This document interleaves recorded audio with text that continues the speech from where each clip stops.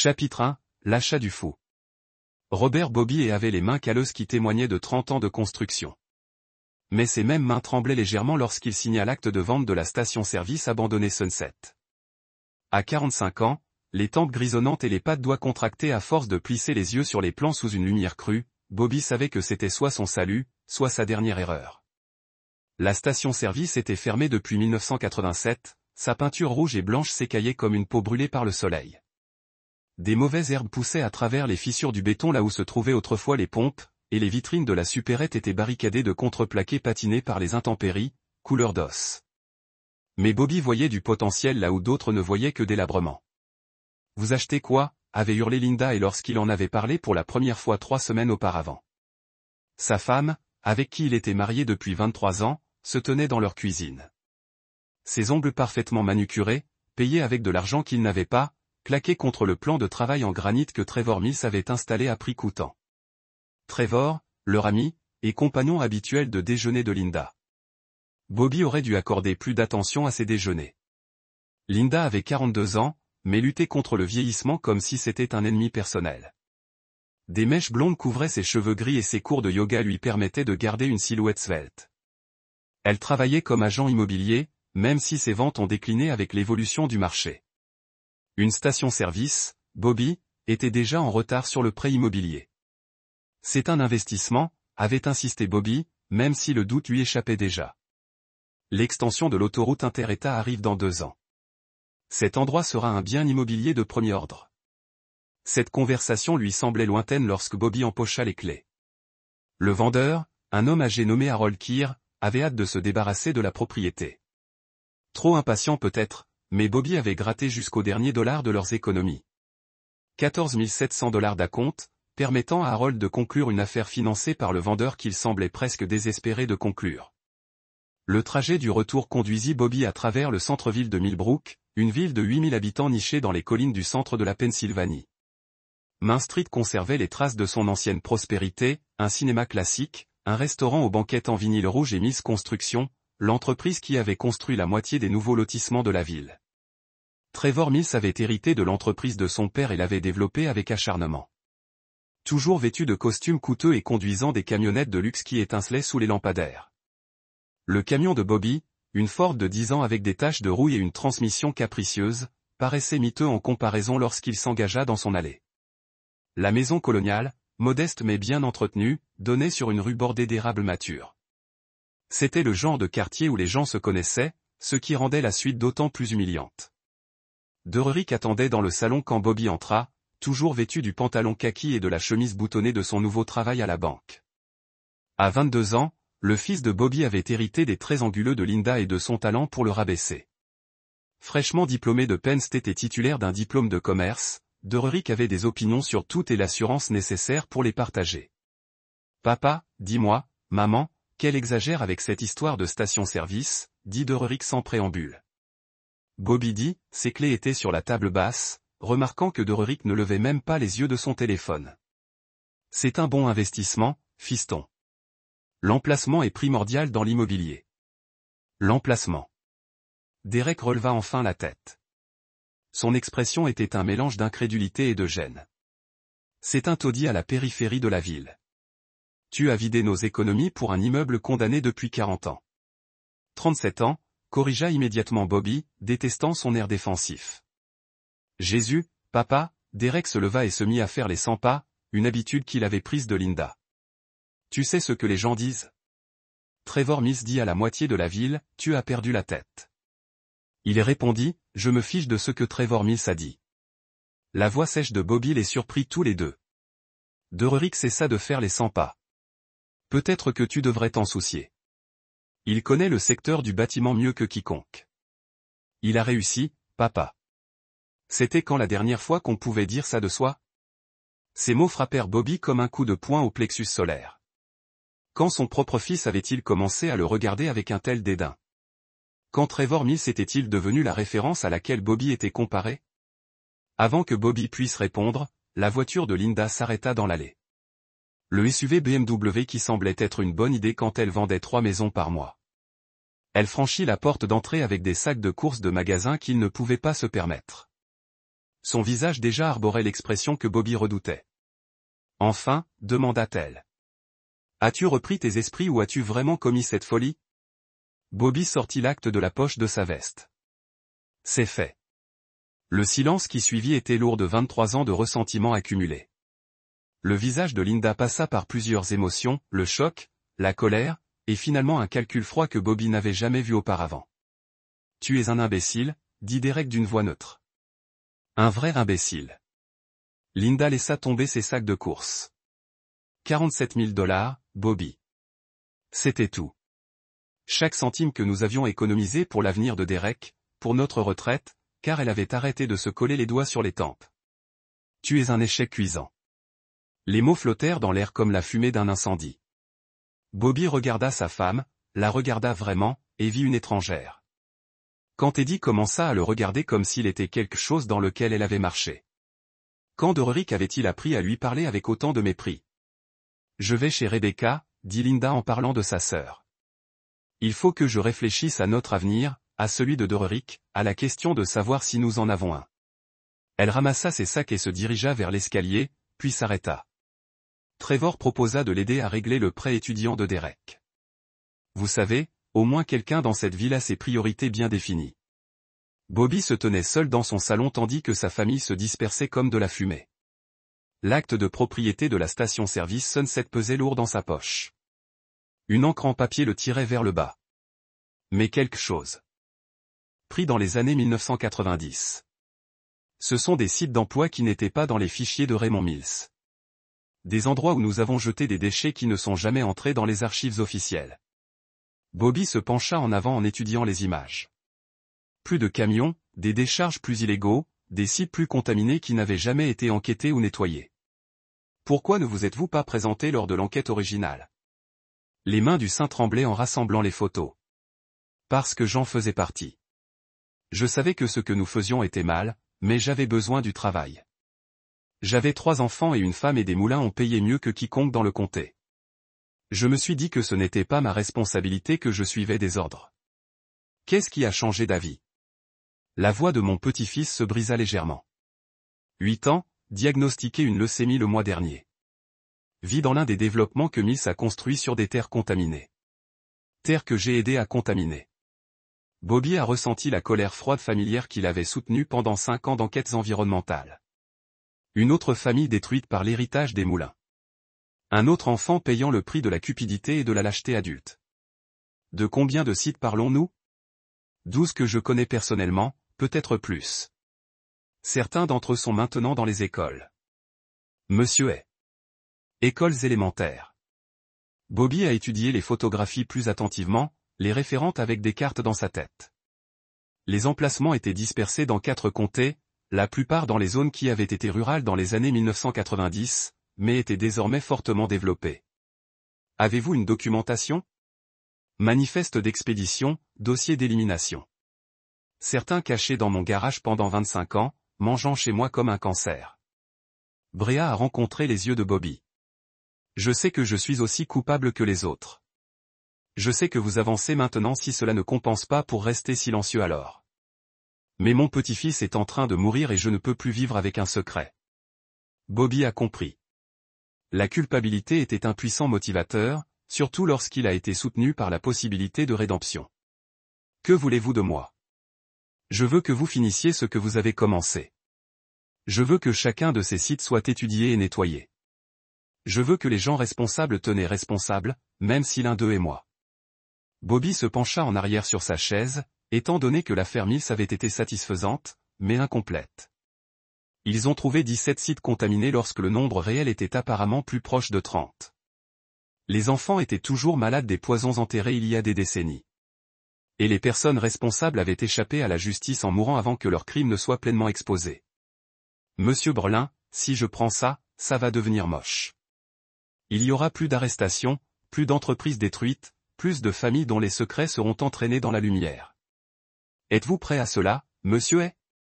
Mon petit-fils pèse 60 livres et ne peut pas garder les aliments. Ses parents font faillite payer pour des traitements qui pourraient même ne pas fonctionner.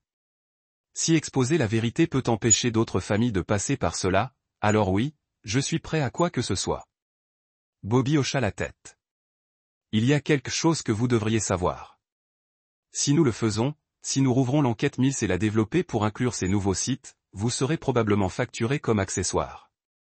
Le délai de prescription peut en être épuisé, mais pas tous. Je sais que j'ai déjà parlé à un avocat et il a dit, je vais probablement faire du temps, mais mon petit-fils va aussi faire du temps. Dans les lits d'hôpital et les suites de chimiothérapie. Au moins, mon temps signifiera quelque chose. Bobby a rassemblé les photos et les a remis dans le dossier. Donnez-moi une semaine pour tout revoir. Si les preuves soutiennent ce que vous me dites, je vais passer quelques appels. Après le départ du saint, Bobby était assis seul dans son bureau, réfléchissant au cycle et aux conséquences. Il pensait que le boîtier de l'usine était terminé. Mais peut-être que rien n'a jamais été vraiment terminé. Peut-être que la justice était comme la construction. Vous l'avez construit d'une fondation à la fois, un mur à la fois, jusqu'à ce que vous ayez finalement quelque chose qui pourrait abriter les innocents des prédateurs. Son téléphone a sonné. Derek appelant de son premier emploi en tant qu'ingénieur environnemental à Seattle. Et, papa. Comment se passe l'affaire de Caroline du Nord? C'est en attente. Quelque chose d'autre est venu. Bobby a parlé à son fils de la visite du saint et des nouvelles preuves. Jésus, combien de personnes ont-ils empoisonné? Nous sommes sur le point de le découvrir. Derek était silencieux pendant un moment. Papa, tu le regrettes jamais? Ouverture de cette boîte de verre en premier lieu. Bobby a considéré la question. Il y a 5 ans, il avait été un homme amer qui voulait se venger des gens qui l'ont humilié. L'enquête lui avait donné cette vengeance et bien plus encore. Objectif, respect, sécurité financière et relation avec son fils qui était plus fort que jamais. Mais cela lui avait également coûté son mariage, sa ville natale et toute possibilité d'une vie calme et anonyme. Il deviendrait une arme dans la guerre contre le crime environnemental des entreprises, ce qui signifiait qu'il regarderait toujours par-dessus son épaule pour la prochaine menace, la prochaine tentative de représailles. Non, dit-il finalement. Je ne le regrette pas. La seule chose que je regrette, c'est qu'il a fallu tellement de temps pour que la vérité sorte. Que allez-vous faire de ces nouveaux sites? Je vais brûler tout ce qui reste de l'Empire Mills, puis je vais continuer à brûler jusqu'à ce qu'il ne reste que des cendres et la vérité. 3 mois plus tard, Bobby se tenait dans une salle d'audience fédérale en Pennsylvanie, regardant le dernier des accomplis survivantes de Raymond Mills a été condamné à la prison. Michael Brlin a obtenu 2 ans pour sa coopération et son témoignage. 3 autres anciens employés de Mills ont subi des phrases plus longues. L'entreprise qui avait construit l'école primaire sur des terrains contaminés a été condamnée à une amende de 50 millions de dollars et contraint la faillite. Linda était dans la salle d'audience assise dans le rang arrière et regardait la procédure avec l'attention minutieuse de quelqu'un qui avait appris à apprécier le poids des conséquences. Ils avaient parlé brièvement dans le couloir. Des mots cordiaux entre 2 personnes qui avaient partagé une vie mais ne partagent plus d'avenir. « Je suis fier de toi », avait-elle dit simplement. « Merci », répondit Bobby et le pensait. Derek était là aussi, après avoir pris du temps de son travail de voir le travail de son père arriver à sa conclusion. Par la suite, ils se sont rendus au restaurant de Murphy pour le café et la tarte, une tradition qui avait en quelque sorte survécu à tous les changements. Alors, quelle est la prochaine? Demanda Derek. Bobby a regardé par la fenêtre de la ville où il était né, a élevé son fils et a découvert que les gens ordinaires pouvaient faire des choses extraordinaires quand ils ont refusé d'accepter l'inacceptable. Il y a un cas au Montana, a-t-il déclaré. Minime compagnie qui empoisonne les eaux souterraines depuis 30 ans. Les habitants commencent à poser des questions. Derek sourit. Le service de nettoyage de Bobby est voyageant partout où les criminels environnementaux craignent de marcher. Quelque chose comme ça. Alors qu'ils étaient assis dans le restaurant où Bobby avait mangé d'innombrables repas au cours de ses années en tant que travailleur de la construction invisible, il a réfléchi à l'étrange voyage qui l'avait amené ici. La station-service avait été démolie il y a des années, remplacée par un petit parc par une plaque commémorative honorant les victimes du cancer. Mais la fondation qu'elle avait fournie, les preuves, les connexions, les compétences, le but, que la fondation soutenait toujours la structure de sa nouvelle vie. Trevor Mills était mort. Son entreprise était partie. Ses alliés politiques avaient été exposés et chassés de ses fonctions. Le poison qu'il avait répandu était lentement nettoyé de la terre, un site contaminé à la fois. Mais plus important encore, l'exemple avait été donné. Les criminels des entreprises savaient maintenant que leurs secrets pouvaient être exposés, que leurs crimes feraient l'objet d'une enquête, que leurs victimes seraient vengées. Les enfants grandiraient dans des communautés plus propres parce que l'affaire Mills avait montré que le crime environnemental avait des conséquences réelles. Bobby avait construit quelque chose après tout. Pas un bâtiment ou un pont, mais un héritage de responsabilité qui protégerait les générations de familles contre le type de prédateur qui, semblait autrefois intouchable. Alors que lui et Derek quittaient le dîner et se dirigeaient vers leur voiture, Bobby ressentait la profonde satisfaction qui venait du travail bien fait. Demain, il s'envolait vers le Montana et recommençait. De nouveaux criminels à exposer, de nouvelles victimes pour aider, de nouvelles fondations pour s'appuyer sur les ruines de la corruption. Le fou qui a acheté une station-service sans valeur était devenu l'homme qui a fait peur des gens puissants. Et dans un monde où les puissants priaient souvent sur les faibles, c'était peut-être le projet de construction le plus précieux de tous. D'autres s'agita dans sa poitrine, quelque chose qui sommeillait depuis trop longtemps. Il avait déjà été traité d'idiot. Par des superviseurs qui promouvaient des hommes moins qualifiés. Par des entrepreneurs qui sous-estimaient ses devis, par un monde qui semblait déterminé à écraser des hommes comme lui. Mais cette fois, c'était différent. Cette fois, ceux qui le traitaient d'idiot étaient censés l'aimer. Bobby s'approcha de la fenêtre et regarda la rue où il avait élevé son fils, où il avait construit ce qu'il pensait être une vie digne d'être vécue.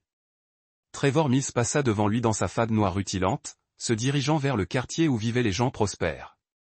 Demain, Bobby commencerait à nettoyer sa station-service. Ce soir, il se rappellerait ce que l'on ressentait lorsqu'on était traité d'échec par les deux personnes dont la vie comptait le plus. Et quelque part dans l'obscurité derrière ses côtes, quelque chose de froid et de patient commença à prendre forme. Chapitre 2. La découverte. La station-service Sunset paraissait encore plus désolée dans la lumière grise du matin. Bobby arriva au lever du soleil avec un thermos de café dans une boîte à outils, déterminé à évaluer précisément ce que ses 47 000 $ lui avaient permis d'acheter. L'air d'octobre était vif, chargé d'une odeur de feuilles mortes et d'un lointain arôme de bacon provenant du restaurant Murphy's, plus loin dans la rue. Harold Campé avait laissé derrière lui un trousseau de clés qui semblait provenir d'un donjon médiéval. Bobby les décomposa systématiquement, constatant que la plupart des serrures étaient grippées depuis des décennies. La porte d'entrée de la supérette céda enfin à la 7e clé, s'ouvrant dans un grincement qui semblait venir d'une autre époque. À l'intérieur, Tom s'était arrêté en 1987. Des publicités défraîchies pour Coca-Cola et les cigarettes Marlboro étaient encore accrochées au mur, et une couche de poussière recouvrait tout, tel un linceul. Les étagères étaient vides mais intactes, et la vieille caisse enregistreuse était silencieuse derrière un comptoir marqué de traces de café et de brûlures de cigarettes. Étonnamment, la plupart des équipements fonctionnaient encore. Les lumières fonctionnaient et la plomberie maintenait la pression lorsque Bobby la testa. Mais c'est l'odeur qui attira son attention. Sous le moisi et la décomposition se cachait autre chose. De l'huile de machine et du métal, comme si du matériel industriel avait été entreposé ici bien après la fermeture de la station. L'odeur était plus forte vers le fond du magasin, derrière une porte réservée aux employés. Le local de stockage était plus grand que prévu, s'étendant sur presque toute la largeur du bâtiment. Plus intriguant encore, il avait été utilisé récemment. Alors que la façade de la station avait accumulé des décennies de poussière, cette pièce présentait des signes d'activité régulière jusqu'à il y a peut-être 5 ans. Des taches d'huile sur le sol en béton formaient des motifs suggérant que de lourdes machines avaient été déplacées à plusieurs reprises. L'expérience de Bobby dans le bâtiment lui revint en mémoire lorsqu'il examina la pièce plus attentivement. Le tableau électrique avait été modernisé à la fin des années 1990. Un travail professionnel bien payé. Des ventilateurs avaient été installés au plafond. Leur boîtier était encore propre malgré la fermeture. Ce n'était pas un débarras, mais un atelier. Le long du mur du fond, Bobby découvrit quelque chose qui le glaça. Une partie du mur en parpaing avait été repeinte récemment, mais sans grand soin. Sous la peinture fraîche, il distinguait d'anciens marquages, des chiffres et des lettres peints à la bombe qui ressemblaient à une sorte de système d'inventaire. Mais ce fut ce qu'il découvrit, caché derrière un panneau mural mal fixé, qui changea tout. Le trou contenait une boîte de classement métallique enveloppée de plastique et encastrée au fond du mur. Les mains de Bobby tremblaient lorsqu'il la retira et la posa sur le sol poussiéreux. À l'intérieur se trouvaient des papiers, une multitude, méticuleusement rangés et protégés. Factures d'éclairage, manifestes d'expédition et registres datant de 1995, tous portant l'entête, Mills Construction, division transport spécialisé. Bobby retint son souffle en parcourant les documents. Le père de Trevor Mills, Raymond Mills, avait utilisé cet emplacement comme point de transfert pour des matériaux de construction. Mais il ne s'agissait pas de matériaux ordinaires. Les manifestes listaient des quantités de tuiles d'amiante, de peinture au plomb et d'autres substances dangereuses qui étaient éliminées discrètement plutôt que traitées correctement. Des milliers de tonnes sur une période de 12 ans se terminant en 2007, coïncidence, année du décès de Raymond Mills et de la reprise de l'entreprise par Trevor. Mais la véritable révélation résidait dans les photographies. Des polaroïds montrant des camions déversant des matériaux dans ce que Bobby reconnut comme l'étang de Miller. Ce même étang qui alimentait en eau 3 lotissements résidentiels construits par Mills Construction au début des années 2000. Ces mêmes lotissements étaient le théâtre d'une série inhabituelle de cas de cancer apparus ces dernières années, déclenchant des poursuites judiciaires que Trevor avait publiquement imputées à un traitement des eaux municipales défectueux. Bobby se rassit, l'esprit brouillé. Trevor n'avait pas seulement hérité d'une entreprise de construction. Il avait hérité d'un secret qui pouvait le détruire. Et Harold Keir, qui avait été le partenaire de Raymond Mills dans l'opération, selon ses documents, venait de vendre les preuves à Bobby pour moins de $50 000. La dernière pièce du puzzle était un trombone manuscrit attaché à la dernière photographie. Harold, tout reste enfoui tant que l'argent continue d'affluer. RM en dessous, d'une écriture différente. Trevor, le vieil homme est mort, mais l'accord tient. Doublez la mensualité où tout est rendu public. HK. Bobby comprenait maintenant pourquoi Harold avait été si impatient de vendre, pourquoi il avait accepté un prix aussi bas. Trevor lui versait du pot de vin depuis des années, mais quelque chose avait changé. Peut-être Trevor avait-il cessé de payer, ou peut-être Harold en avait-il assez de dépendre de la générosité de la famille Mills. Quoi qu'il en soit, Bobby détenait désormais les clés du royaume de Trevor Mills. Son téléphone vibra, un texto de Linda, qui restait indéfiniment chez Rebecca. Derek a raison. Tu as perdu la tête. Ne me contacte pas avant d'être prêt à te comporter en adulte. Bobby fixa le message, puis les documents éparpillés autour de lui. Un adulte. Linda voulait qu'il se comporte en adulte. Il pensa à Trevor Mills, qui avait bâti son empire sur le poison et le mensonge, qui avait couché avec la femme de Bobby tout en payant de l'argent pour garder ses secrets enfouis. Il pensa à Derek, si prompt à vénérer les hommes qui ont réussi sans se demander comment ils y parviendraient. Bobby remballa soigneusement les documents et ferma la boîte. Alors qu'il fermait la station-service et rentrait chez lui, son esprit explorait déjà les possibilités. Il avait passé sa vie à construire des choses, des maisons, des ponts, des fondations faites pour durer. Mais il existait un autre type de construction, celle qui consistait à exercer soigneusement pression et force jusqu'à ce que quelque chose s'effondre sous son propre poids. Trevor Mills avait passé des années à construire un mensonge. Il était temps que quelqu'un lui montre à quel point tout pouvait facilement s'écrouler. La maison était vide quand Bobby arriva. L'absence de Linda planait comme un souffle d'enfer. Il rangea le classeur dans son atelier au sous-sol, caché derrière son établi, là où personne ne penserait à regarder. Puis il ouvrit une bière et s'assit dans sa cuisine, le regard fixé sur la rue où ses voisins menaient une vie normale. Son téléphone sonna. Trevor Mills. Bobby. Dis donc, j'ai entendu parler de ton gros achat d'hier. La voix de Trevor avait ce ton particulier que les hommes qui réussissent utilisent pour parler à ceux qui échouent. Une sympathie condescendante enveloppée d'une fausse inquiétude. Écoute, je veux te contacter.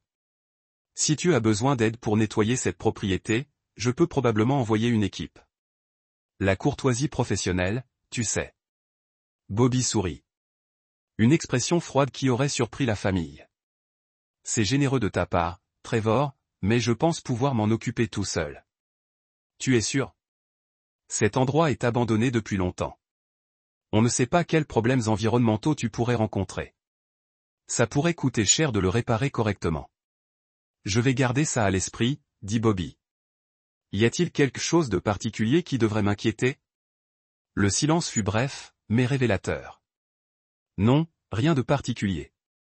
Juste, vous savez, les vieux bâtiments peuvent être pleins de surprises.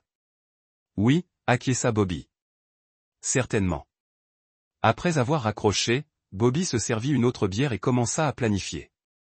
Il avait tout son temps maintenant. Linda était partie. Derrick avait clairement exprimé ses sentiments, et la station-service l'attendait comme un pistolet chargé.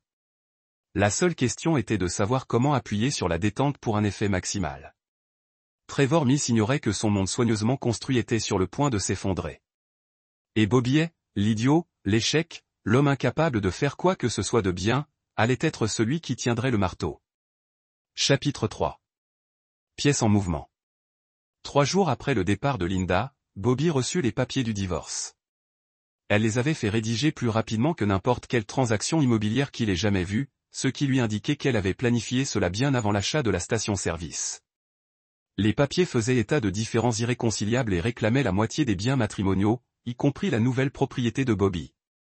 Assis dans sa cuisine vide, Bobby étudiait les documents juridiques tandis que la pluie tambourinait contre les fenêtres. Linda voulait la maison, la moitié de sa retraite et une pension alimentaire qui lui laisserait à peine de quoi survivre. Son avocat était Mitchell Brennan, l'avocat spécialisé en divorce le plus cher du comté, bien au-delà de ce que Linda pouvait se permettre avec ses commissions immobilières. Quelqu'un soutenait son projet. Le téléphone de Bobby vibra, un SMS de Derek. Maman m'a parlé du divorce. Peut-être que maintenant tu cesseras d'être égoïste et que tu penseras à ce qui est le mieux pour chacun. Son propre fils, 22 ans, déjà expert en mariage, en relations et en ce qui constituait l'égoïsme. La pluie s'intensifia, à l'image de l'humeur de Bobby alors qu'il se rendait à la station-service. Il avait passé les 3 derniers jours à faire des recherches sur la famille Mills et son empire commercial.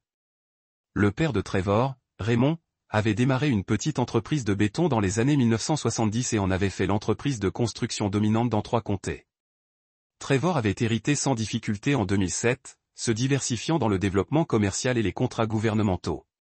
Mais les archives publiques ne révélaient qu'une partie de l'histoire. Les documents que Bobby avait trouvés dressaient le tableau d'une criminalité environnementale systématique s'étalant sur plus d'une décennie. Raymond Mills avait transformé la station-service en centre de traitement des matières dangereuses qui auraient dû être éliminées correctement. Au lieu de cela, elles ont été déversées dans des endroits isolés du comté, empoisonnant les eaux souterraines et les sols où des milliers de personnes vivaient désormais. L'attrait du projet résidait dans sa simplicité. Mills Construction soumissionnait pour des travaux de dépollution, enlevant l'amiante des anciennes écoles, la peinture au plomb des bâtiments gouvernementaux et les sols contaminés des sites industriels. Ils étaient payés pour nettoyer les dégâts. Puis, au lieu de payer les frais exorbitants d'une élimination appropriée, ils déversaient tout dans des endroits reculés et empochaient la différence. La station-service Sunset était leur plateforme logistique, suffisamment éloignée de la ville pour passer inaperçue, mais suffisamment proche pour desservir plusieurs décharges. Bobby déverrouilla le local et déploya une carte du comté qu'il avait achetée le matin même. À l'aide des coordonnées GPS des manifestes d'expédition, il marqua chaque emplacement mentionné dans les documents. 17 sites au total, répartis sur 3 comtés. L'étang Miller n'était qu'un parmi tant d'autres. Le schéma était clair. Raymond Mills avait brillamment sélectionné les décharges, les carrières abandonnées, les zones humides reculées et les recoins exploités des forêts domaniales. Des endroits où toute découverte était improbable avant des décennies, voire jamais. Mais les foyers de cancer dans les lotissements de Meadowbrook, Sunset Hills et Pine Ridge provenaient tous d'eau souterraine contaminée par ces décharges. Trevor Mills le savait. Les documents le montraient clairement. Après la mort de son père, il avait continué à payer Harold Keir pour qu'il garde le silence sur l'opération. Mais Trevor avait commis une erreur cruciale. Il avait cessé de nettoyer les dégâts de son père et avait commencé à en créer de nouveaux. Un dossier séparé contenait des documents datant de 2008 et attestant des déversements illégaux incessants de Cruz, le fils de Trevor. Le vieil homme était peut-être un criminel, mais au moins il avait agi intelligemment. Trevor était négligent, arrogant et cupide. Il continuait d'utiliser les mêmes décharges tout en s'étendant sur de nouveaux territoires, notamment une réserve humide bordant l'école primaire. Le téléphone de Bobby sonna, interrompant ses recherches. Le nom de Linda apparut à l'écran. Bobby, il faut qu'on parle. Sa voix était différente. Nerveuse là où elle avait été froide, presque suppliante là où elle avait été exigeante. Bobby ne l'avait pas entendue hésiter depuis des années. À propos de quoi, Linda? De nous. De toute cette situation. Elle marqua une pause et Bobby entendit des voix en arrière-plan. J'ai peut-être été trop pressé avec les papiers du divorce. On pourrait peut-être trouver une solution. Où es-tu? Nouveau silence. Je suis au bureau de Trevor. Il proposa une médiation. Aide-nous à trouver une solution qui convienne à tout le monde. Bobby sourit. Cette expression froide devenait de plus en plus familière chaque jour. J'arrive. Miss Construction occupait un bâtiment moderne en verre à la lisière du quartier des affaires. Bobby était passé devant en voiture d'innombrables fois, le voyant passer d'un petit bureau à un complexe tentaculaire abritant 60 employés et des millions de dollars d'équipement. Le bureau personnel de Trevor se trouvait au 3e étage, avec des fenêtres à ciel ouvert offrant une vue imprenable sur la ville qu'il avait contribué à façonner. Linda attendait à la réception, paraissant plus petite que dans les souvenirs de Bobby. Elle portait un tailleur bleu marine et avait les cheveux tirés en arrière avec sévérité, comme si elle assistait à un enterrement. Elle refusait de le regarder dans les yeux lorsqu'il s'approcha. Bobby Trevor sortit de son bureau vêtu d'un costume anthracite qui coûtait probablement plus cher que ce que Bobby gagnait en un mois. Merci d'être venu. J'ai pensé que cela aiderait si nous pouvions tous nous asseoir et discuter de cette situation comme des adultes. La salle de conférence était toute en verre et en chrome, conçue pour intimider. Trevor prit le bout de la table tandis que Linda s'asseyait à sa droite, laissant Bobby s'asseoir sur la chaise en face d'eux. Le symbolisme ne leur échappa pas. Écoute, Bobby, commença Trevor, la voix imprégnée de la même fausse compassion que lors de leur conversation téléphonique. Linda traverse une période difficile. Le stress de ta situation financière a été dur pour elle. Pour toute ta famille, acquiesça Bobby sans rien dire. Le truc, poursuivit Trevor, c'est que je réfléchis à des moyens de t'aider. Ta station-service, par exemple, je pourrais être intéressé à te l'acheter. Ça t'éviterait le casse-tête de la développer toi-même. À quel prix? Enfin, vu l'état de la propriété, les risques environnementaux, le coût de sa mise aux normes. Trevor haussa les épaules. Je pourrais t'offrir 30 000. Ça couvrirait la majeure partie de ce que tu as payé et t'aiderait à reprendre ta vie en main. Bobby regarda Linda, qui étudiait ses mains. C'est ça que tu veux? Que je vende la station-service? Je veux qu'on soit pragmatique, dit Linda doucement. Trevor essaie de nous aider, Bobby. Il t'offre une issue. Une issue, répéta Bobby. Et que se passera-t-il après la vente? On se réconcilie? On travaille sur notre mariage. Linda releva enfin les yeux et Bobby vit dans ses yeux quelque chose qu'il n'avait jamais vu auparavant. De la culpabilité mêlée de peur. On pourrait essayer. Si tu es prêt à faire des changements, sois plus responsable. Bobby se leva, se dirigea vers la fenêtre et regarda le parking où le camion noir de Trevor brillait à côté de la BMW de Linda. Tu sais, Trevor, j'ai beaucoup appris sur la responsabilité ces derniers temps, sur nos responsabilités envers notre communauté, notre environnement, nos familles. C'est super, Bobby. Vraiment super. Par exemple, Bobby continua, j'ai appris que lorsqu'on manipule des matières dangereuses, on a la responsabilité de les éliminer correctement, même si c'est coûteux, même si des économies de bouts de chandelle permettraient d'économiser des millions de dollars. La température dans la pièce sembla chuter de 10 degrés. Le sourire de Trevor vacilla, et Linda parut perplexe. Je ne vois pas où tu veux en venir, dit Trevor prudemment. Bobby se retourna vers la table.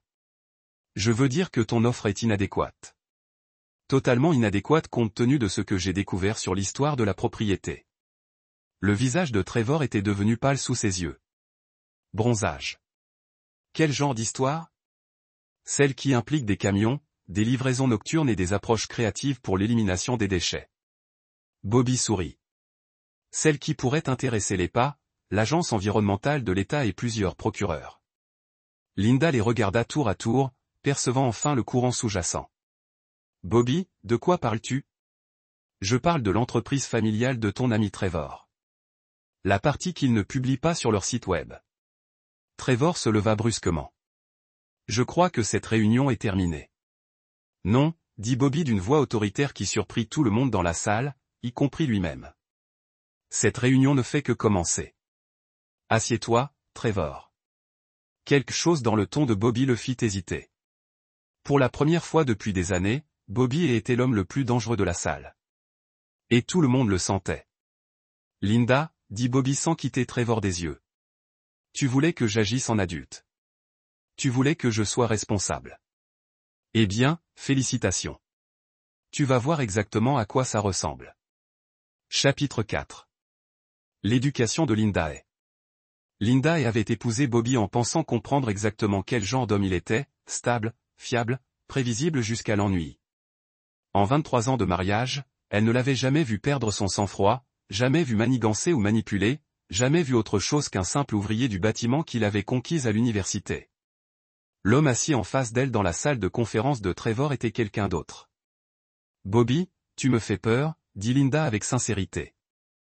Il y avait quelque chose dans le regard de son mari qu'elle n'avait jamais vu auparavant. Un calcul froid qui lui noua l'estomac. « Bien, » répondit Bobby. « Vous devriez avoir peur. Vous devriez l'être tous les deux. » Trevor s'était rassis, mais perché au bord de sa chaise, prêt à courir.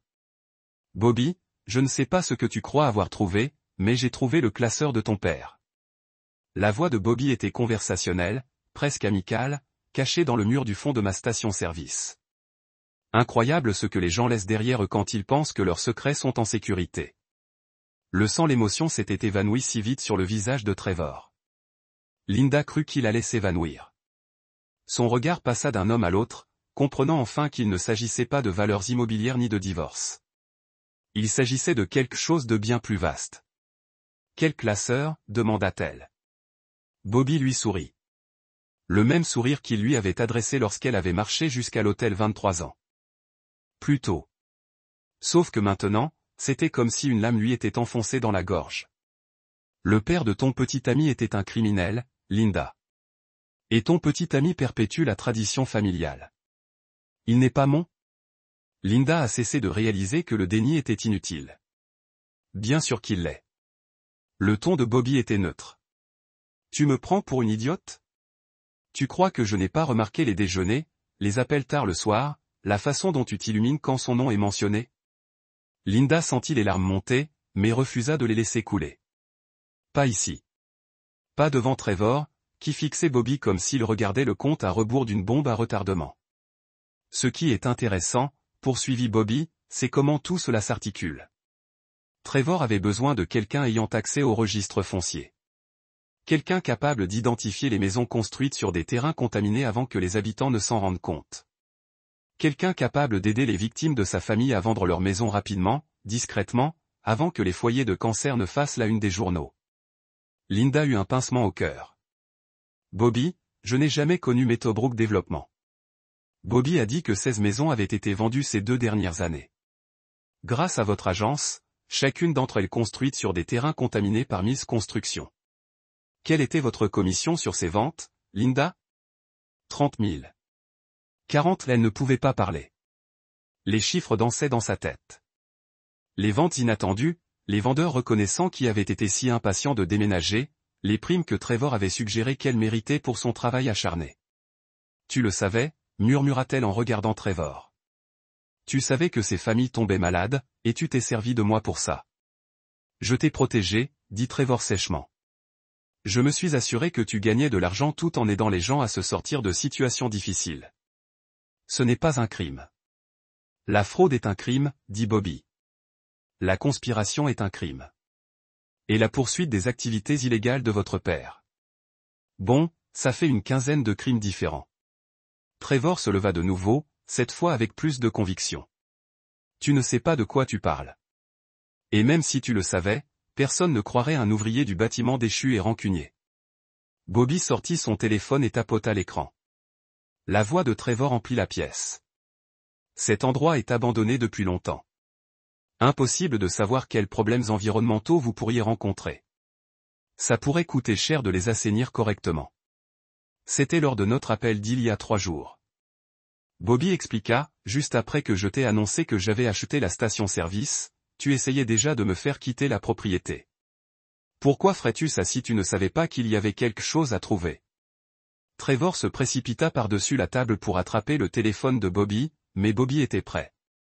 Des années de travaux de construction l'avaient fortifié, et le travail de bureau de Trevor l'avait affaibli. Bobby attrapa le poignet de Trevor et le tordit, le renvoyant s'étaler sur sa chaise. Agression, dit Bobby d'un ton doux devant témoin. Je devrais probablement ajouter ça à ma collection de preuves. Linda regarda avec horreur sa vie soigneusement construite s'effondrer autour d'elle. L'homme d'affaires prospère avec qui elle couchait était un criminel. Le mari qu'elle considérait comme un raté les détruisait systématiquement tous les deux.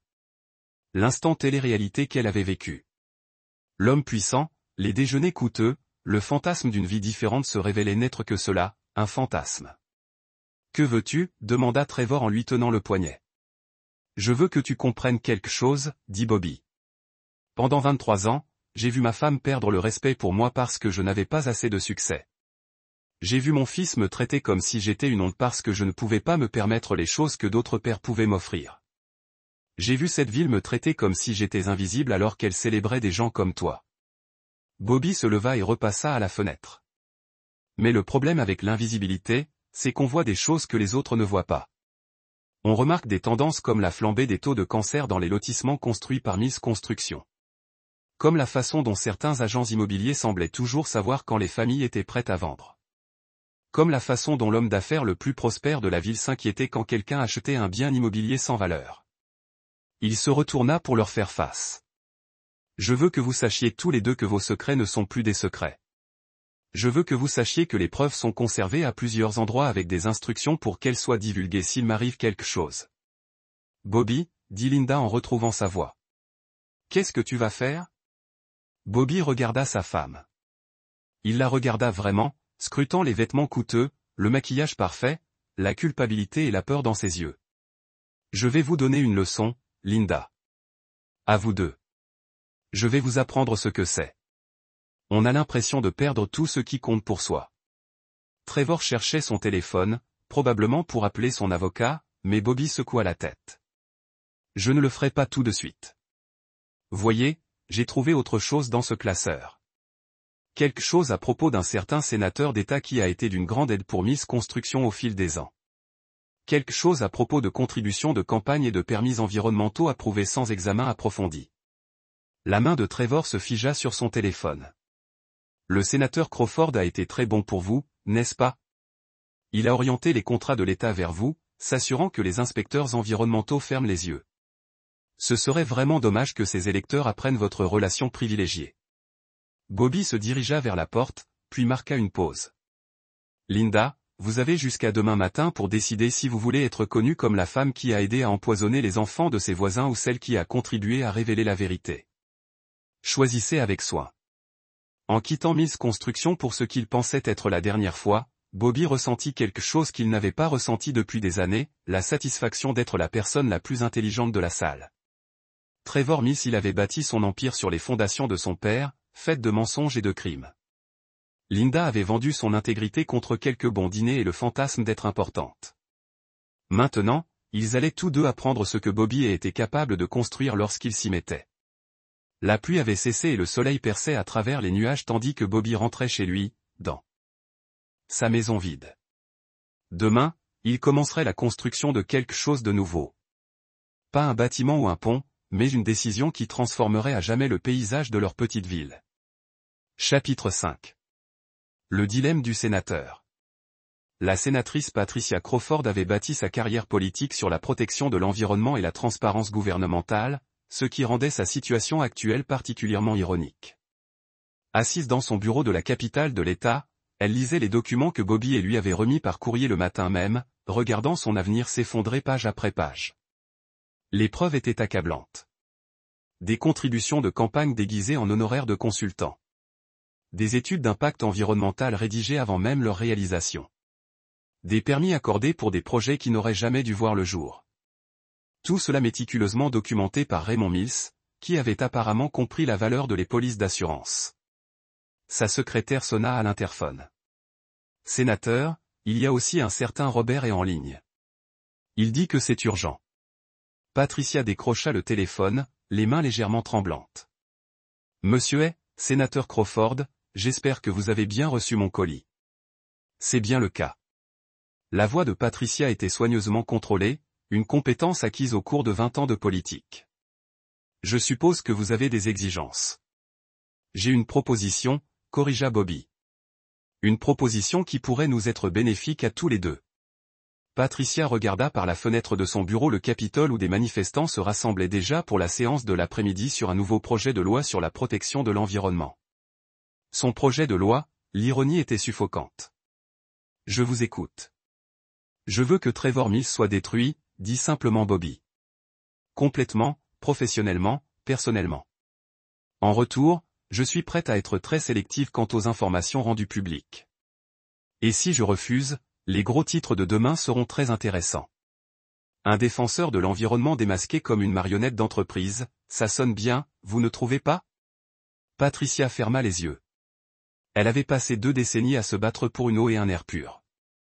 Elle croyait sincèrement à la cause qui l'avait initialement motivée à entrer en politique.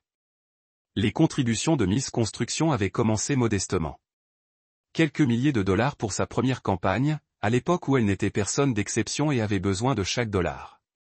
Raymond Mills s'était présenté comme un industriel repenti engagé dans la responsabilité environnementale. Lorsqu'elle a réalisé dans quoi elle s'était embarquée, elle était trop impliquée pour s'en sortir.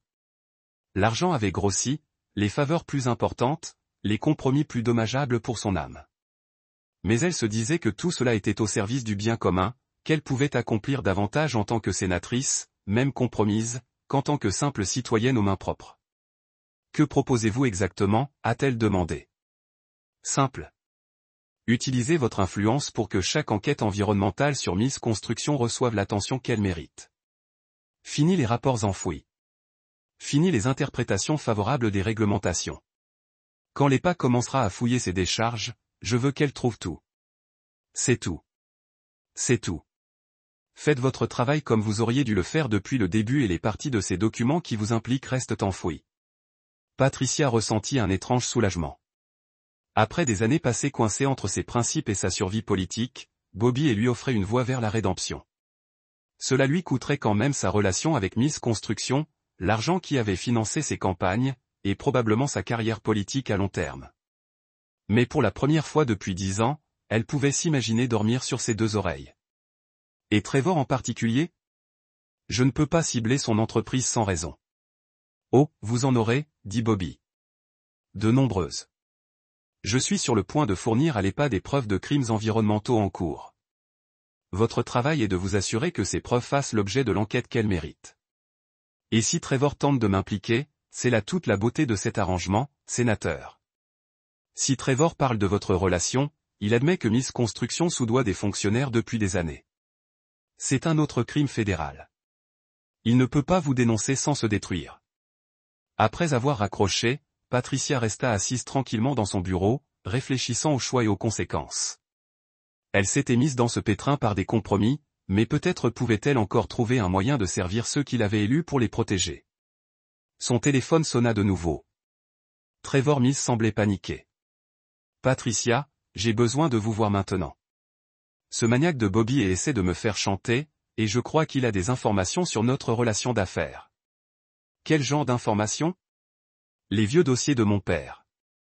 Je les croyais détruits, mais apparemment il en avait des copies.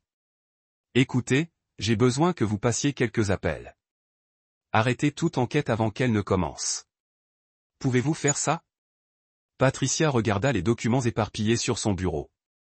Des preuves d'enfants empoisonnés, de familles détruites, d'un environnement dévasté pour le profit. Je crains de ne pouvoir vous aider. Trevor, comment ça, vous ne pouvez pas m'aider?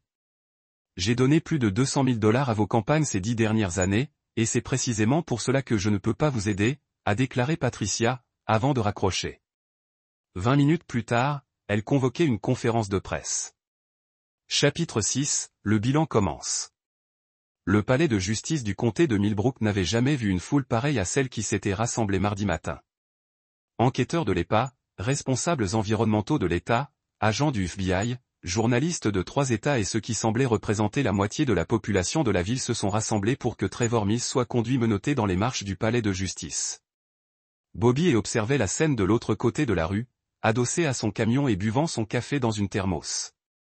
3 semaines s'étaient écoulées depuis sa conversation avec le sénateur Crawford, et la justice avait fonctionné avec une rapidité surprenante une fois enfin déclenchée.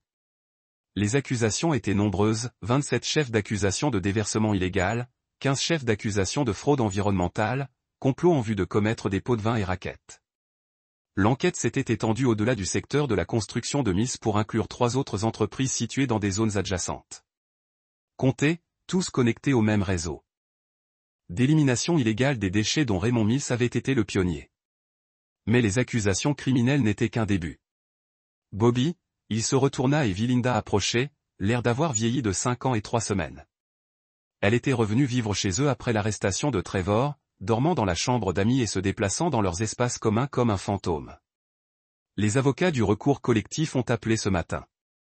Elle a dit qu'ils poursuivaient tous ceux qui étaient liés aux ventes de ces lotissements. Ils voulaient me poser la semaine prochaine. Bobby hocha la tête.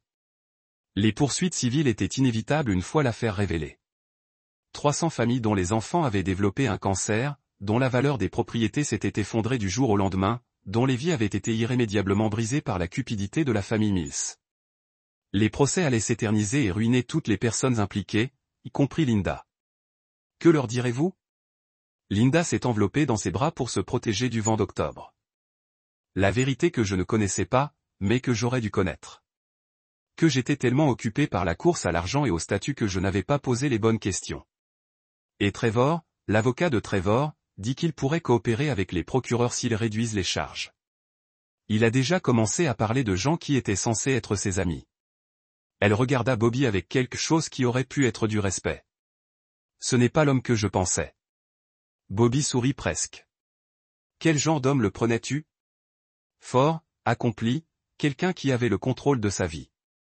Linda marqua une pause. Quelqu'un qui n'était pas toi. Les mots ont peut-être blessé autrefois, mais Bobby n'a rien ressenti. Et maintenant, je vois que tu étais le plus fort. Toutes ces années, je t'ai pensé faible parce que tu suivais les règles. Parce que tu ne faisais pas de compromis. Parce que tu ne pouvais pas offrir ce que d'autres hommes pouvaient offrir. J'avais tort. Bobby regarda le palais de justice où Trevor Mills disparaissait dans un système qui le broierait aussi efficacement qu'il broyait tout le monde. Être fort, ce n'est pas avoir du pouvoir sur les autres. Linda, c'est avoir du pouvoir sur soi-même. Trevor n'a jamais compris ça. Derek est apparu sur les marches du tribunal, l'air mal à l'aise dans sa veste en cuir. Il avait également été assigné à comparaître, ses prêts étudiants ayant été co-signés par Trevor Mills personnellement. Des prêts que les enquêteurs soupçonnaient désormais d'être une autre forme de corruption destinée à s'assurer la coopération de Linda par l'intermédiaire de son fils. Il me déteste, dit Linda en regardant Derek scruter la foule. Il déteste la situation. Il y a une différence. Me pardonneras-tu un jour? Bobby réfléchit sérieusement à la question. 3 semaines auparavant, il aurait dit oui sans hésiter. Il était tellement désespéré de conserver les derniers vestiges de sa famille. Mais l'homme qui avait signé les papiers du divorce dans le bureau de Trevor avait disparu, remplacé par quelqu'un de plus dur et de plus lucide. Je te pardonnerai peut-être un jour, dit-il. Mais je ne te ferai plus jamais confiance, et je n'oublierai jamais ce que tu as choisi quand un choix était important. Linda hocha la tête, les larmes coulant enfin. Le divorce sera prononcé. Le divorce sera prononcé. Tu peux garder la maison. De toute façon, je n'en aurai plus besoin très longtemps. Où vas-tu aller? Bobby termina son café et revissa le bouchon de sa thermos. La station-service était déjà en pleine transformation. Des bulldozers s'affairaient à nettoyer le sol contaminé tandis que les enquêteurs de l'EPA cataloguaient chaque preuve. Une fois le nettoyage terminé, la propriété vaudrait exactement ce que Bobby l'avait payé. Rien. Mais elle lui avait déjà donné tout ce dont il avait besoin. Je n'ai pas encore décidé. Un endroit où je peux repartir à zéro. Bobby. La voix de Linda était faible, incertaine. Tu crois qu'on a une chance? Non, dit Bobby doucement mais fermement. Il n'y en a pas. En retournant à son camion, Bobby repensa à sa dernière conversation avec Trevor Mills. C'était 2 jours après l'arrestation, un appel désespéré de la prison du comté. C'est de la folie, Bobby. Tu détruis des innocents pour un acte de mon père il y a 40 ans. Ton père est mort en 2007, Trevor. Le déversement a continué jusqu'à l'année dernière. Tu as fait ce choix.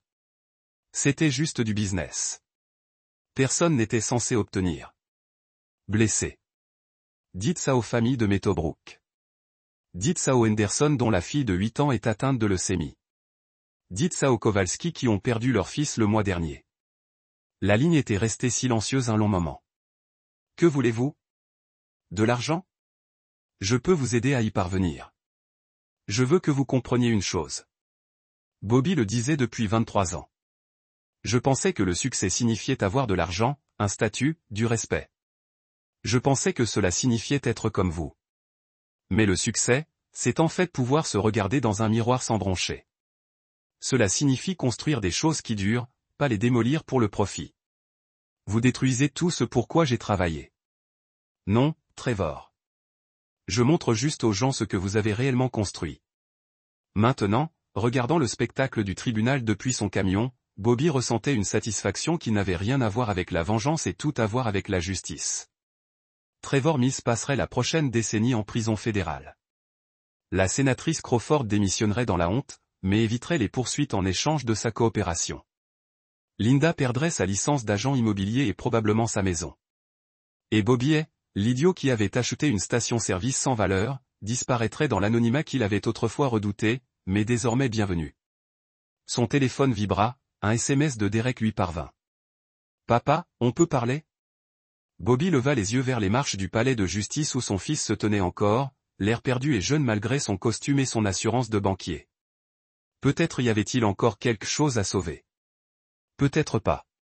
Quoi qu'il en soit, Bobby en avait assez de construire sa vie autour des attentes des autres.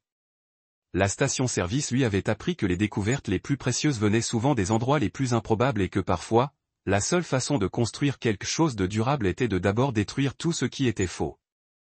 Il démarra son camion et quitta le palais de justice, laissant derrière lui les ruines de l'empire de Trevor Mills. La route devant lui était déserte et pleine de possibilités. Chapitre 7. Le prix de la vérité. 6 mois après l'arrestation de Trevor Mills, Millbrook était devenue une ville bien différente. Le foyer de cancer avait fait la une des journaux nationaux, attirant journalistes d'investigation, militants écologistes et procureurs fédéraux. Ils ont retourné chaque pierre à la recherche de la vérité. Leurs découvertes ont même dépassé les espérances de Bobby. La famille Mills empoisonnait le centre de la Pennsylvanie depuis 3 générations.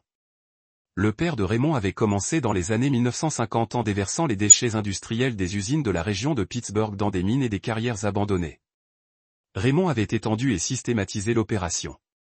Trevor avait ajouté de nouvelles complications, falsifiant des études d'impact environnemental, soudoyant des inspecteurs et utilisant ses relations politiques pour étouffer les enquêtes. La contamination était pire que quiconque l'avait imaginé. De 17 décharges, on est passé de 23 à 31, à mesure que les enquêteurs remontaient les traces écrites. La contamination des eaux souterraines touchait 4 comtés et plus de 10 000 habitants. Le coût du nettoyage était estimé à 200 millions de dollars. Bobby était assis au restaurant Murphy, lisant le journal du matin et prenant son petit déjeuner seul, une habitude qu'il avait appris à apprécier. Le sujet principal portait sur le dernier règlement d'un recours collectif. Les actifs de Mills Construction ont été saisis et liquidés, mais l'argent ne servirait pas à grand-chose une fois réparti entre autant de victimes. Si vous voulez bien. S'asseoir ? Bobby leva les yeux et vit Derek debout à côté de sa banquette, l'air nerveux et plus âgé que ses 22 ans. Il avait perdu du poids depuis l'éclatement du scandale, et des cernes sous ses yeux trahissaient ses nuits blanches. Bien sûr, Derrick se glissa sur le siège d'en face, commanda un café à la serveuse et resta assis tranquillement un moment. Bobby n'insista pas. Il avait appris la valeur de la patience. J'ai réfléchi à ce que tu as dit. Derek a enfin parlé de réussite, de construction de choses durables. Et je pense que je me suis trompé sur beaucoup de points. La voix de Derrick était prudente, mesurée. Je pensais que le succès signifiait avoir de l'argent, conduire de belles voitures, pouvoir se permettre des choses. Je pensais que Trevor Mills avait réussi parce qu'il avait tout ça. Bobby sirota son café et attendit. Mais il n'a rien construit, n'est-ce pas? Il a hérité d'une entreprise bâtie sur le poison et le mensonge, et il n'a fait qu'empirer les choses. Quand tout s'est effondré, il n'y avait plus rien de réel en dessous. Où veux-tu en venir, Derek? Derek a regardé son père droit dans les yeux. Le fait est que je t'ai traité d'idiot pour avoir acheté cette station-service, mais tu as vu quelque chose que personne d'autre n'a vu. Tu as eu le courage d'agir alors qu'il aurait été plus facile de partir. Je ne l'ai pas fait par courage, a dit Bobby. Je l'ai fait par vengeance. Peut-être, mais vengeance contre quoi? Contre le fait d'être traité d'échec par des gens qui en sont de vrais. Contre le fait d'être renvoyé par des gens qui ont bâti leur vie sur des mensonges. Bobby a réfléchi à cela. Peut-être as-tu raison. Le café de Derrick est arrivé et il a serré ses mains autour de la tasse comme s'il essayait de se réchauffer. J'ai quitté la banque hier.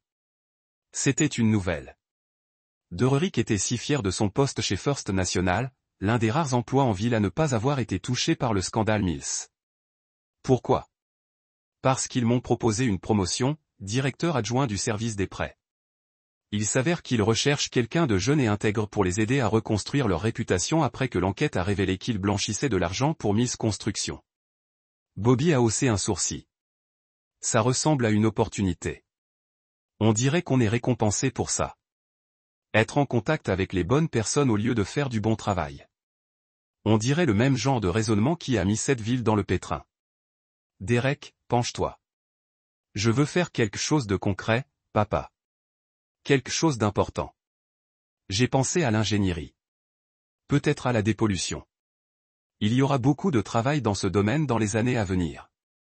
Ça impliquerait de retourner à l'école. Oui, je sais que je n'ai pas le droit de demander, mais je me demandais, pourriez-vous m'aider à trouver comment bien faire les choses cette fois-ci? Pas les raccourcis, pas la facilité, la bonne façon. Bobby regarda son fils, le regarda vraiment, et vit quelque chose qu'il n'avait pas vu depuis l'enfance de Dererik. L'humilité, la volonté d'apprendre, le genre de caractère capable de construire quelque chose de durable. Je pourrais peut-être les aider. Ils ont parlé pendant 1 heure de plus des écoles et des carrières, et du genre d'homme que Dererik voulait devenir. Ce n'était pas une réconciliation complète. Les dégâts étaient trop importants pour cela, mais c'était un début. Quand Dererik à gauche, Bobby ressentit quelque chose qu'il n'avait pas ressenti depuis des mois. De l'espoir pour sa famille. Son téléphone sonna. Linda, Bobby, pouvez-vous venir? Il y a quelque chose que je dois vous montrer. 20 minutes plus tard, Bobby se tenait dans le salon de la maison où il avait élevé son fils et enterré son mariage. Linda avait meilleure mine que depuis des mois. Pas vraiment heureuse, mais plus calme, plus posée. Que vouliez-vous me montrer? Linda lui tendit une lettre de la commission immobilière de Pennsylvanie. Son permis avait été définitivement révoqué, comme prévu, mais il y avait quelque chose que Bobby n'avait pas prévu. Une lettre de référence de Patricia Crawford félicitant Linda pour sa coopération avec les enquêteurs et ses efforts pour aider les familles touchées à traverser la procédure judiciaire. J'ai travaillé avec les avocats représentant les victimes du cancer, expliqua Linda, les aidant à comprendre le processus de vente, à identifier les propriétés concernées. Je ne peux plus exercer l'immobilier, mais je peux toujours aider les gens. C'est gentil de votre part. C'est le moins que je puisse faire. Linda s'assit sur le canapé où ils avaient passé tant de soirées à regarder la télévision à l'époque où ils pensaient encore avoir un avenir ensemble. J'ai repensé à ce que tu as dit sur les choix qui comptent. J'ai fait le mauvais choix, Bobby. J'ai préféré le statut à l'intégrité, l'excitation à la loyauté. J'ai préféré un fantasme à ma vraie vie. Bobby était assis en face d'elle dans son vieux fauteuil. Pourquoi me dis-tu ça? Parce que je veux que tu saches que je comprends maintenant. Ce que j'ai perdu, ce que j'ai gâché. Tu n'as jamais été faible, Bobby. Tu as été assez fort pour vivre selon tes principes, même quand il te coûtait ce que tu voulais. C'est moi qui étais faible. Ils restèrent assis dans un silence confortable pendant un moment. 2 personnes qui avaient partagé la moitié de leur vie mais ne partageraient jamais l'autre moitié. Derek est venu me voir aujourd'hui, a finalement dit Bobby. Il m'a dit qu'il allait le faire. Qu'en as-tu pensé? Je pense qu'il a appris quelque chose de précieux. La douleur peut être un bon professeur si on la laisse faire. Linda sourit tristement. Et moi? Ai-je appris quelque chose de précieux? Bobby réfléchit sérieusement à la question. Tu as appris que les actions ont des conséquences. Ce n'est pas rien. Est-ce suffisant? C'est un début. Quand Bobby quitta la maison ce soir-là, il se sentit plus léger. Pas pardonné. Le pardon lui était encore inaccessible, mais il comprenait quelque chose de la fin qu'il n'avait pas saisi auparavant. Certains chapitres se terminaient par la réconciliation, d'autres par l'acceptation. Les deux avaient leur place. Son téléphone vibra, un SMS provenant d'un numéro qu'il ne connaissait pas. Monsieur est, ici Sarah Shawn du Washington Post. Je travaille sur un article sur la criminalité environnementale en milieu rural et j'aimerais vous interviewer au sujet de l'affaire Mills. Seriez-vous disponible pour discuter? Bobby supprima le message sans répondre. Son rôle dans cette histoire était terminé. Il alluma la mèche et recula, regardant la vie des autres brûler autour de lui. Il était temps de disparaître avant que l'attention ne se porte sur lui. Il se rendit une dernière fois à la station-service. Le nettoyage était presque terminé. La terre avait été évacuée et remplacée par du remblai propre. Dans quelques semaines, quelqu'un la recouvrirait et la transformerait en un lieu utile. Peut-être un petit centre commercial ou une clinique médicale, quelque chose qui servirait la communauté plutôt que de l'empoisonnant. Le débarras où il avait trouvé le classeur avait disparu, démoli et enfoui sous des tonnes de terre propre. Mais les conséquences de sa découverte se répercuteraient sur la région pendant des décennies. Les réglementations environnementales seraient renforcées. Les politiciens seraient plus prudents dans leurs relations avec les entreprises. Celles-ci y réfléchiraient à 2 fois avant de faire des concessions qui coûteraient la vie à des personnes. Bobby avait construit quelque chose, après tout. Pas un pont ou un bâtiment, mais une solution qui protégerait les générations futures des prédateurs qui ont failli détruire sa ville. En quittant la station-service pour la dernière fois, Bobby ressentit la satisfaction du travail bien fait. Demain, il se mettrait en quête d'un nouvel endroit où vivre, d'une nouvelle vie à construire, un endroit tranquille, où le passé ne le trouverait pas, et où l'avenir s'étendrait comme une route ouverte. Chapitre 8. Nouvelle fondation. 2 ans après avoir acheté la station-service, Bobby vivait dans une petite cabane près de Durango, dans le Colorado, où les montagnes s'étendaient à perte de vue et où son voisin le plus proche était à 800 mètres. Il avait trouvé du travail chez un habitant du coin. Entreprise de construction spécialisée dans la construction durable, les installations solaires, les toitures végétalisées et les maisons conçues pour durer un siècle au lieu d'une décennie. C'était un travail honnête avec des gens honnêtes, et Bobby avait découvert que l'anonymat était un cadeau qu'il n'avait jamais vraiment apprécié. Ses collègues le connaissaient comme un artisan qualifié à l'humour pince sans rire et peu intéressé par les ragots. Ils ignoraient tout de la Pennsylvanie, de Trevor Mills, du scandale environnemental qui avait fait la une des journaux nationaux pendant 6 mois avant d'être remplacé par la crise suivante. Bobby préférait cela. Son téléphone sonna alors qu'il dînait sur sa véranda, regardant les wapitis brouter dans le pré en contrebas. Le nom de Derrick apparut à l'écran, le rappel hebdomadaire. « Dis donc, papa. Comment va le Colorado ? » Calme. Comment vont les cours ? Derek était en 2e semestre à l'Université d'État du Colorado, étudiant en ingénierie environnementale et vivant dans un studio qu'il pouvait à peine se permettre. Il travaillait la nuit dans un café du campus pour payer les manuels et les courses. Une leçon d'humilité pour quelqu'un qui s'attendait autrefois à ce que le succès lui soit offert. Brutal. Derrick a admis. La chimie organique me donne des coups de pied au cul, mais je m'en sors. Ils ont parlé de cours, de travail et de la météo. Le genre de conversation banale qui était devenue précieuse pour Bobby, car elle signifiait que son fils se construisait une vraie vie plutôt qu'une fausse. Des nouvelles de la maison.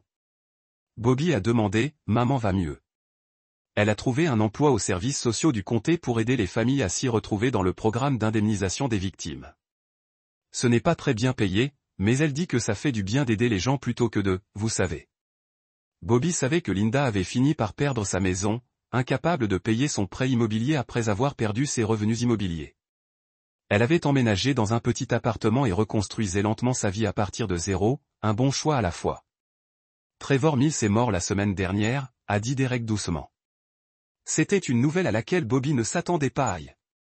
Suicide. Il s'est pendu dans sa cellule à la prison fédérale de Pennsylvanie. Il a laissé un mot disant qu'il ne pouvait pas vivre avec ce qu'il avait fait. Bobby n'a rien ressenti. Aucune satisfaction, aucun regret, juste une acceptation sans expression. D'information. Trevor Mills était un homme faible qui avait hérité d'une force qu'il n'avait pas gagnée et l'avait utilisée pour blesser les gens. Quand cette force empruntée lui avait été retirée, il n'en restait plus rien. « Qu'en penses-tu » demanda Bobby. Triste, j'imagine. Pas pour lui exactement, mais pour je ne sais pas. Malgré tout ce gâchis, il aurait pu être meilleur. Oui, Bobby était d'accord. Il aurait pu l'être. Après avoir raccroché, Bobby s'assit sur son porche tandis que l'obscurité s'installait sur les montagnes. 2 ans plus tôt, il avait voulu détruire Trevor Mills. Et maintenant, l'homme s'était suicidé. Cela aurait dû être une victoire, mais au lieu de cela, ce fut un achèvement. La fin d'une histoire commençait bien avant que Bobby n'achète la station-service. Son ordinateur portable résonna d'un email de Patricia Crawford, devenue une alliée inattendue au lendemain du scandale. Elle avait démissionné du Sénat, mais s'était trouvé un nouveau but en tant que militante écologiste, utilisant ses relations politiques pour faire pression en faveur d'une réglementation plus stricte et d'une plus grande responsabilité des entreprises. Bobby, disait son message, je pensais que vous vouliez savoir que l'EPA a annoncé de nouvelles directives pour l'élimination des déchets dangereux, en partie basées sur les preuves que vous avez découvertes. Ils appellent cela le protocole Mills. Ironique, mais efficace. Les familles touchées par le cancer reçoivent enfin l'intégralité de leurs indemnités. Votre station-service a finalement sauvé de nombreuses vies. Bobby a fermé son ordinateur portable et est rentré faire du thé. Sauver des vies. Il n'y avait jamais pensé sous cet angle. Mais Patricia avait peut-être raison de refuser de fermer les yeux et d'insister pour que les crimes enfouis restent enfouis. Il a protégé des familles qu'il ne rencontrerait jamais de poison qu'elles ne verraient jamais. Le lendemain matin, un appel téléphonique a tout changé. Monsieur Haas, je suis le docteur Amanda Torres de l'Agence de protection de l'environnement. Je vous appelle car nous avons une situation au Nevada très similaire à celle que vous avez découverte en Pennsylvanie. Une entreprise de construction avec un long historique de déversements illégaux, une possible corruption politique, des communautés qui tombent malades sans savoir pourquoi. Bobby écoutait le docteur Torres décrire un schéma familier.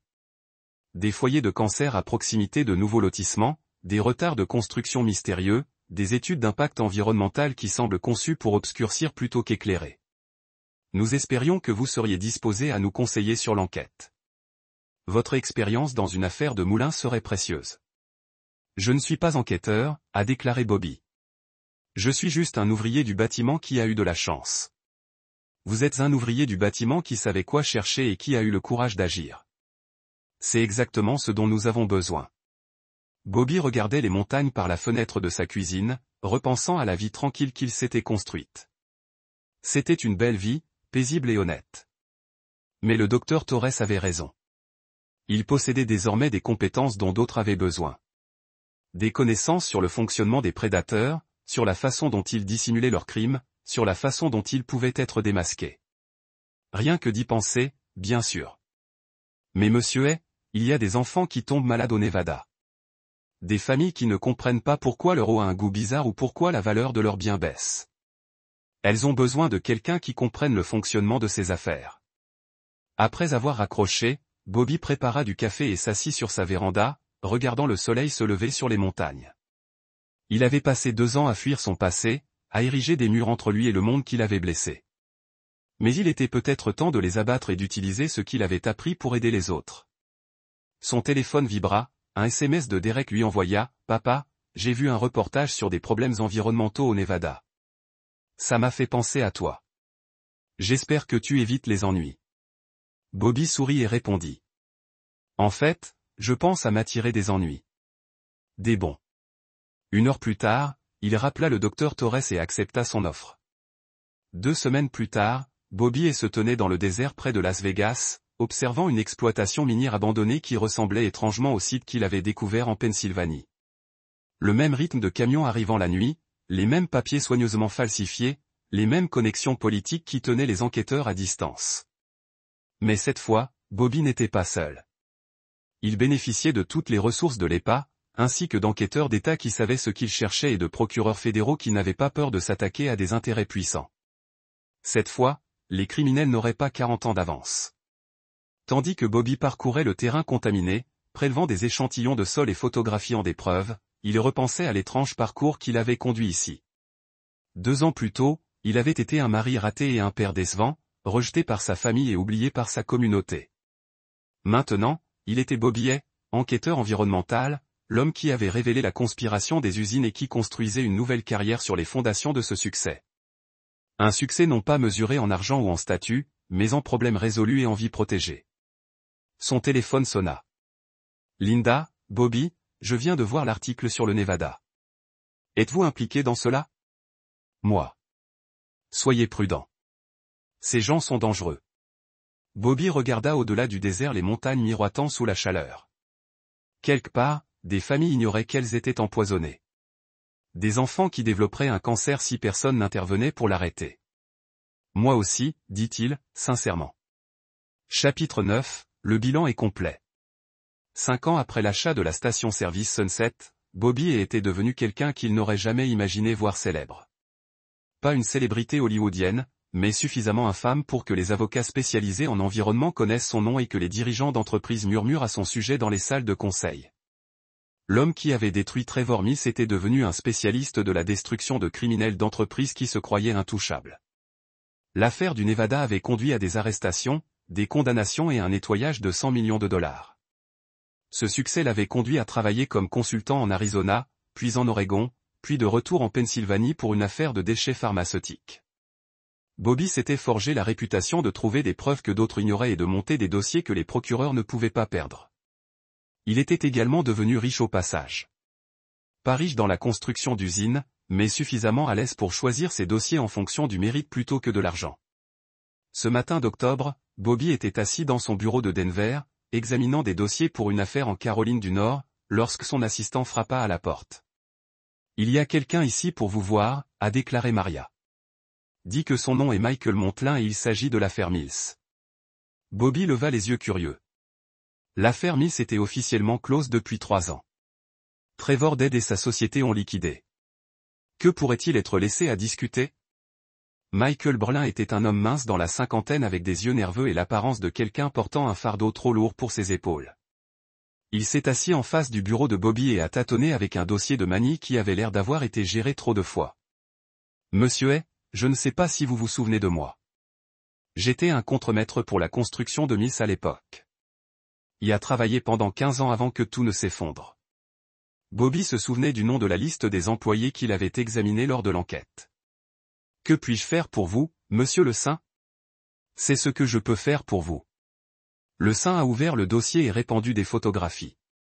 Polaroid qui semblent avoir été